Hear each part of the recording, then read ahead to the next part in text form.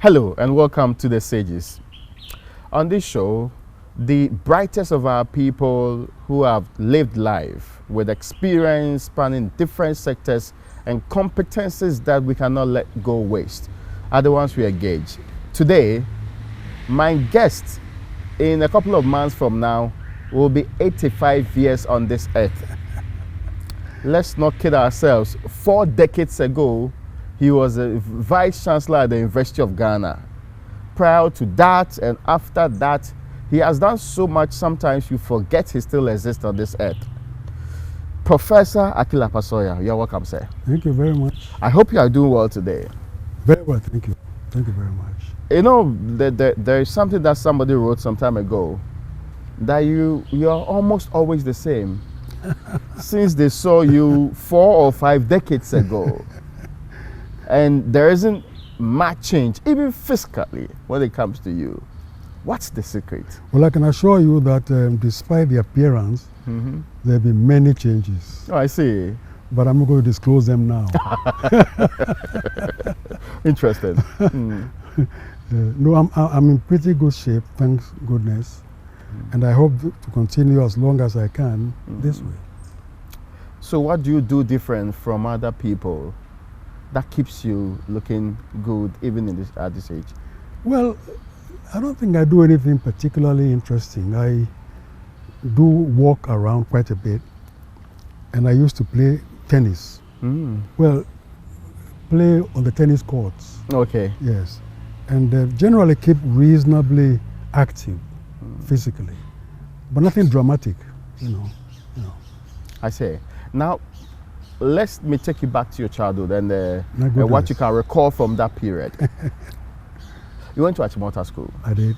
You don't look like a very stubborn child growing up, but I've heard tales that you've done things that people rarely suspected you were the one that did them anyway.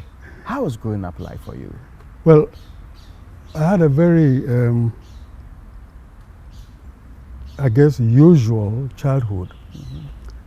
My father was a lawyer, a big lawyer in those days, and a politician. But he died when I was 9 years old, so I missed most of his life, obviously.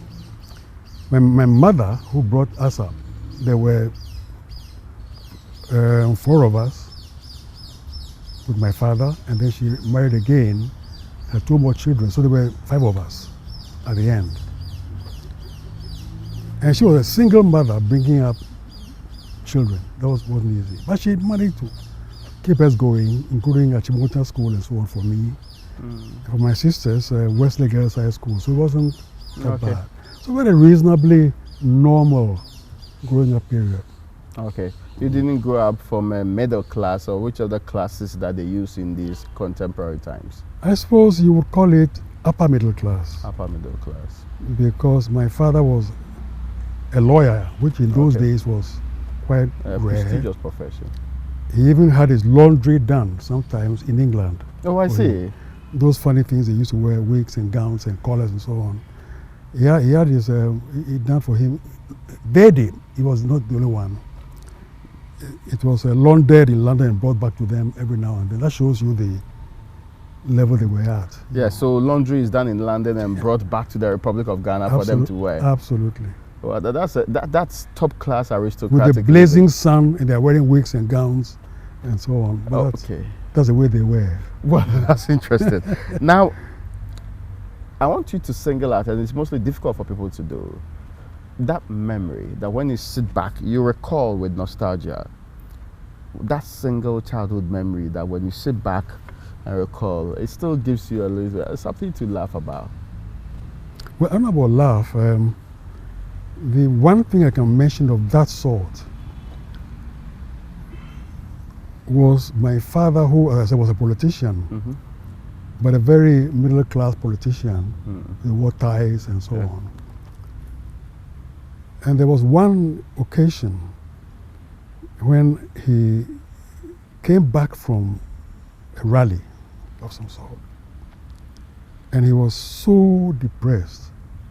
He had to be helped into the house physically, as if he couldn't walk. I've never seen my father so broken. It turns out that they'd been to a rally and some young people, I won't mention names, who became big people later, had rioted around the lecture that he and the big old men were giving, overturned chairs, and behaved so roughly that for that generation it was complete shock. And I can't forget the depression that he went through from that experience. I see. Before before Nkrumah, CPP, Okay. all of that, and the way they did the politics. My father said it was much more polite, more discussion, more debate. And that shock of seeing him so depressed never left my mind. Oh, wow. Now, well, did it impact your decisions in any way? No. It didn't compel you to not be outwardly partisan or seeking, among other things, to be heavily engaged in partisan politics? No, completely forgotten in that sense. You know. Okay. Just the image. But in terms of my life, other factors played a more relevant role, you know. Yeah. Were you always going to be an academic? No. I cannot say that. And yet I can think of no other career that I had in mind as a child. What I had in mind as a child, if I remember rightly, was to be a lawyer like my father. Okay. In a very general sense. But the notion of going to teach in the university wasn't part of anybody's thinking at that time. So the law appeared a natural cause for you? Yes. But not necessarily making it a teaching career out of it? Absolutely not. What changed? Oh, a number of things.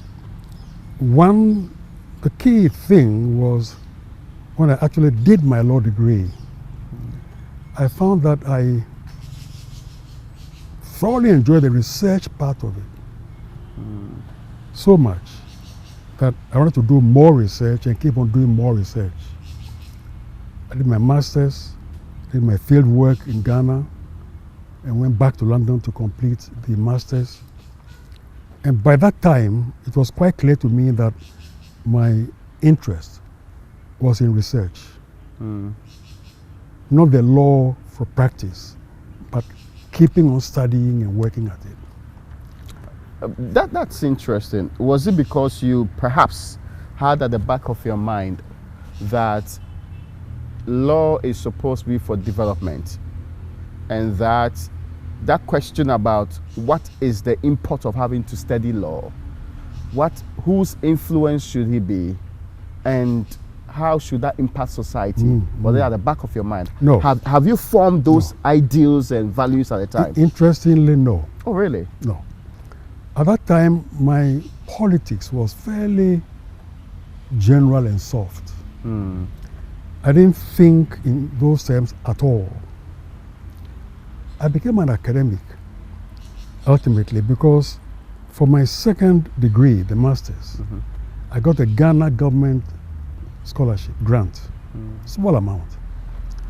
And that obliged me to come back to Ghana, the University of Ghana. Okay. Now, where the scholarship grant required that I come back to Ghana and the University of Ghana. That was what conditioned my academic thinking initially. I didn't come to Ghana, as it turned out. I went to Tanzania. Yeah. Why? Well, after my master's degree, I informed Legon, University of Ghana, Legon, that I was ready, I'd done my master's, to come back. And I was expecting, therefore, an appointment letter, an arrangement, an interviews, nothing. Not a word. Oh, really? Meanwhile, my supervisor at the University of London had advised me to apply for positions elsewhere, which I did casually. University of Dar es Salaam had an opening. They offered me a position. I accepted it. And as I was about to leave for Dar es Salaam, Legon comes through, interested in my coming to Legon. Too late. So I went to Dar es Salaam. Were you not torn between loyalty to your state and what had come in earlier at the time you needed it? Well, the problem was that by the time the Legon thing, wasn't even an offer, came through, I had actually accepted the appointment to Dar es Salaam. Oh, okay. And made arrangements to go. No, okay. So I had no choice. It's exciting. The question then would mean, at what point did you decide that I have to come home? I have to come and put my intellectual strength in my country and contribute to the development of our own? But you know, that's an interesting question because I have no answer to that. Oh, you were not. I didn't think you didn't wake up one morning to say, I got to go do my country. No. Mm-hmm. No. Much of these things happen not because people say, I want to do that. Okay. But other things happen and you do it. Okay. So looking back, you can see, that's what I was doing.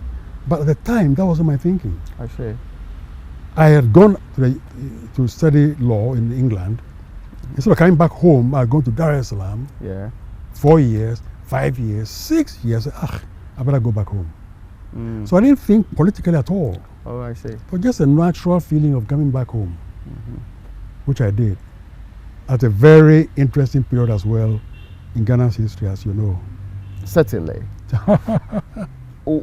When you came back, how was Ghana like? I'm sure you have been monitoring from afar, but when you fell back into your own country, how was the country like? Well, from the perspective of our conversation, it was a real shock, a real letdown. Because here I was coming from Tanzania, this progressive, intellectually active engagement between everybody, from the government to the university people to the party, local party. It was all involved in progressive ideas. I come to Ghana, the University of Ghana, and there was a whole different political tone. We were on an IMF program and structural adjustment of a sort before structural adjustment in the 80s. Not only that, but the university campus, which in Dar es Salaam was part of the fresh thinking, new ideas, at Legon were the most conservative people leading the academic culture of the university. And there was no discussion at any level seriously of any progressive Pan-African ideas like I was used to in Dar es Salaam. So it was a complete shock. In Nkrumah's Ghana? It was post-Nkrumah. Yes, but this is Nkrumah's Ghana. Absolutely. And I was shocked. You would have thought that should rather be the harbinger for all of the conversations that are relevant, even not only for Ghana, but for the entire continent. That's the image one had. Complete letdown. But of course, that didn't stop me from doing what I had to do. And it wasn't something dramatic that I had to do, Sawyerr doing. No. I always felt that everything I did professionally should advance what I believed in. Okay. Nothing else. So I began teaching law at the Faculty of Law. I was joined by Dr. Kwesi Botry, who had been to Dar es Salaam after I had left. Okay. And was coming from there.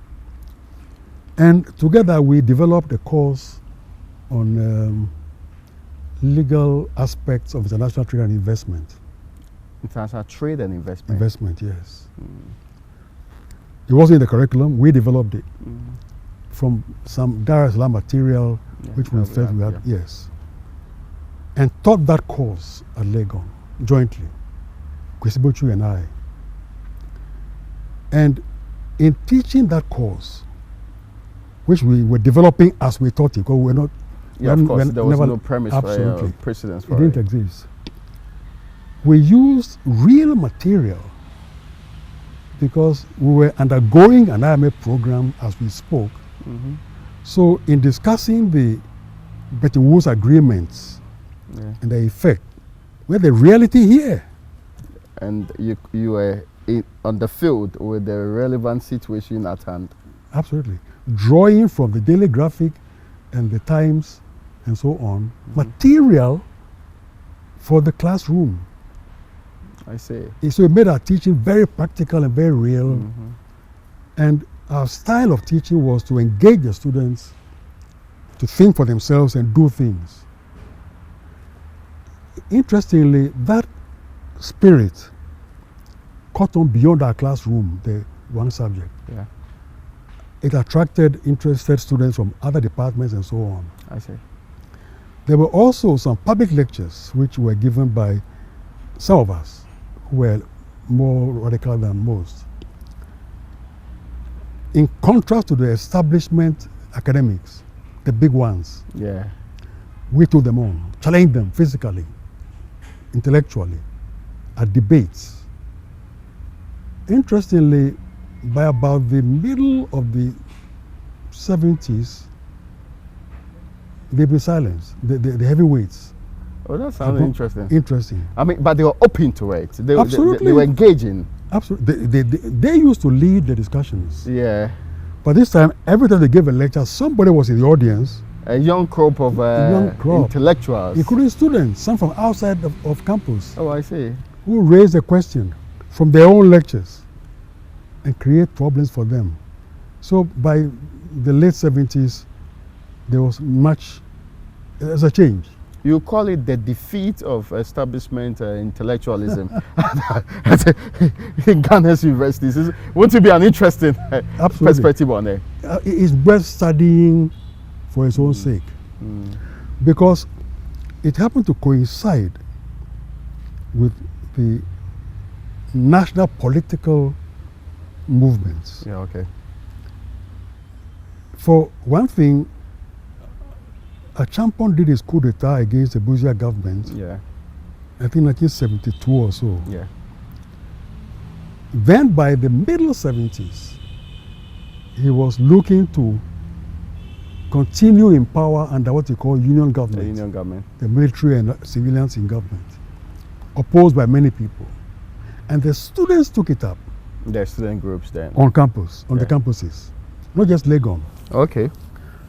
The result was that the political ferment, which was rising on the campuses because of the left-right debates, took on the battle off campus as well. And in those days, the National Union of Ghana student, NUGS, wasn't simply fighting for increased allowances and so on, but took political positions.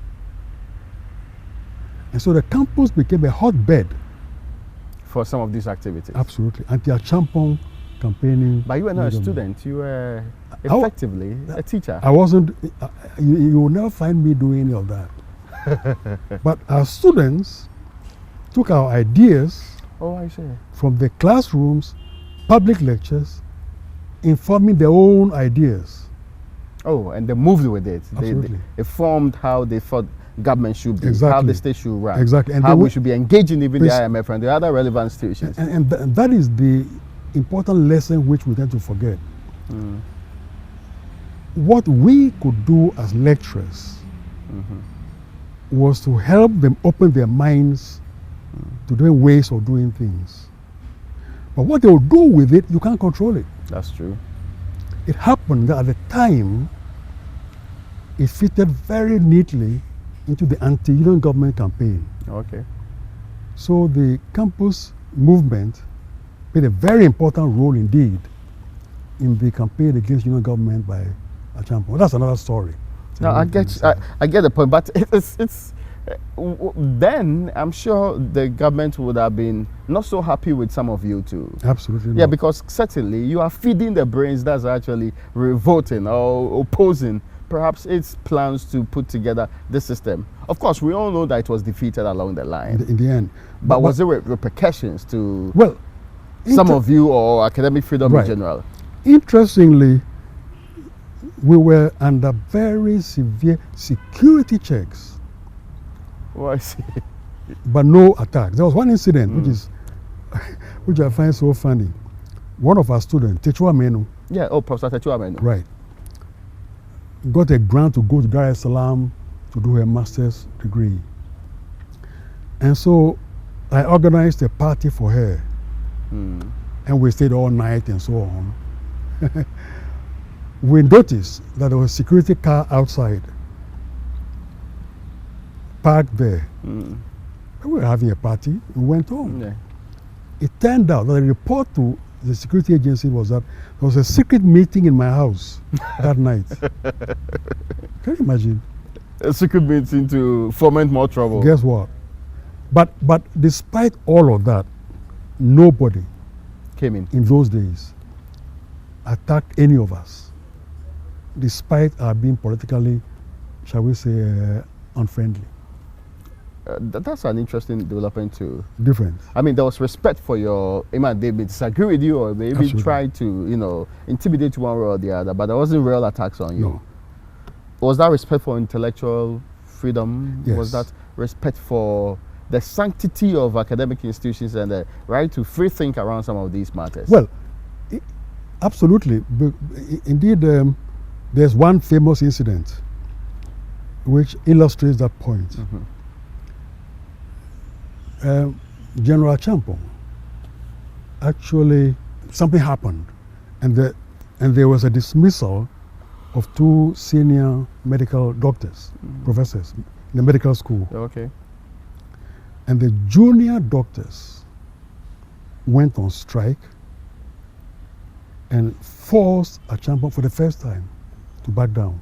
Oh, I see. And in fact, that junior doctor strike was one of the steps that exposed the union government idea in Champong's regime. Champong said that, oh, what is this? He dismissed the Chief Justice, he dismissed the University Vice Chancellor, somebody else. No, University Vice Chancellor. The courts and the governor of the bank. Yeah. Nothing happened. But he dismissed 2 professors and now this problem. Now people are on strike. That's the point you were making earlier. Yeah. There was a certain holding back from interfering in the university's work, despite the power of the military government under Champong. So we all survived. Oh, so we all survived. But you eventually became Vice Chancellor. Yes. At an age that many thought was too young and too new and too surprising for many people. Yes. And this was in the 80s, 85 or so. Right. How did that happen? That's For someone who was previously seen as basically an indirect enemy of the state, because what you were doing was not in the interest of the state at the time. Then things roll over. Of course, there has been 79, there has been 81, and things have changed along the line. Absolutely. Completely changed.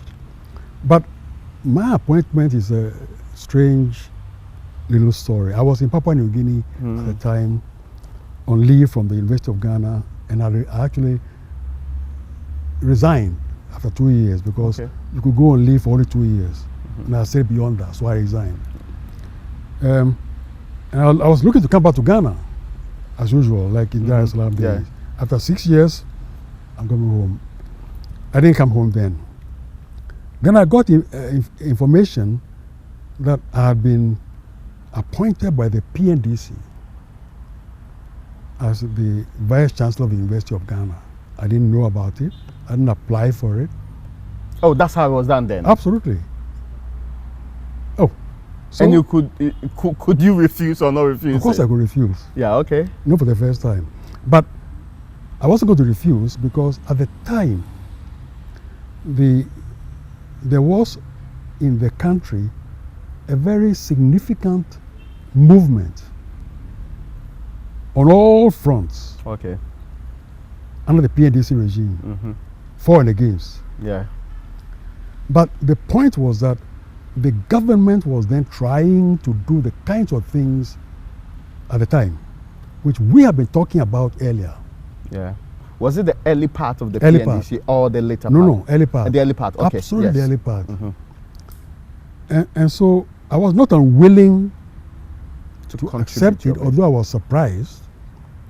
So long story short, I came down, accepted the post, then discovered that there were strong elements on campus opposed to my appointment. Really? And they were hoping to have it reversed before I came.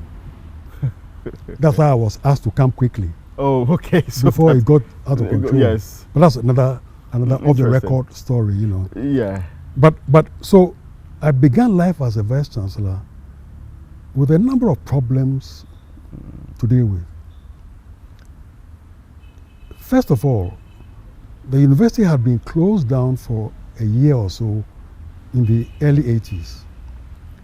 And the workers had occupied they stopped academic work and so on. I wasn't here then. Okay. But the outcome was that the university was in a bad physical state. Okay. There wasn't a lot of maintenance because nobody was there. Absolutely none. That's on the physical side. But also, because of the very difficult conditions of the time, many of the brightest people had left the campus. Oh, okay. And gone to work abroad. And those who were here were so busy earning a living. One of my famous colleagues is now a professor, a big fellow of the academy and so on, was driving a taxi after classes. Oh, really? He used his car to drive taxi to make ends meet. An university lecturer? University lecturer. Top class university lecturer. Became professor, emeritus professor, everything up to today. But that's how it was then. So the levels had dropped quite dramatically. So physically there was a drop. There was a drop in the standards as well. But interestingly, at the same time, when I came in 1985, from that point on, many of those who went abroad were looking to come back. So part of my concern was to facilitate their return. The return. And that helped. We also raised funds like crazy, begging every embassy in town, everybody, for help with our laboratories and equipment. It wasn't just me doing it, but it was the university. Over a period, we were able to overcome many of these things. There are many problems, you know. What did opponents of your appointment eventually that is very come to and appreciate? Very interesting. My posture was not to worry about who had opposed my appointment. I had been appointed. I had agreed to serve. I had a task to perform. I will go ahead and perform it with whoever can help. So I didn't bear a grudge against who were supposed to have been against my appointment. Yeah. As it happened, these were very capable people. Oh, okay. So I used them on the other committees. Oh, I see. Absolutely. You didn't think that merely because they opposed you, they were opponents and they say they had to be sidelined anyway? Absolutely. Because it wasn't me, it was a university. But that's not how we do politics in our well, this was university politics. Not just that, but in those days. Yes. I'm not sure about now. Yeah. But the point I'm making is that I saw the university's task as putting its best people on the job at any time, one. And luckily for me, they also, over a period, came to accept that despite my reputation and so on, work was being done, and they were being given a chance to do what they want to do. So by bringing in all of them, depending upon their expertise and their seniority to work, we began to get beyond the initial problems and had a very good time with them throughout. That's a serious lesson there.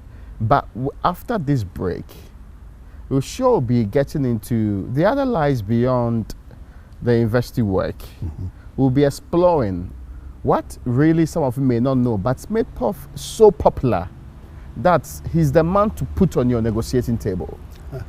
I would ask him where he learned those negotiation skills from, and how basically all over the world he has done marvelous work with negotiating very difficult conditions and situations with that. After this break.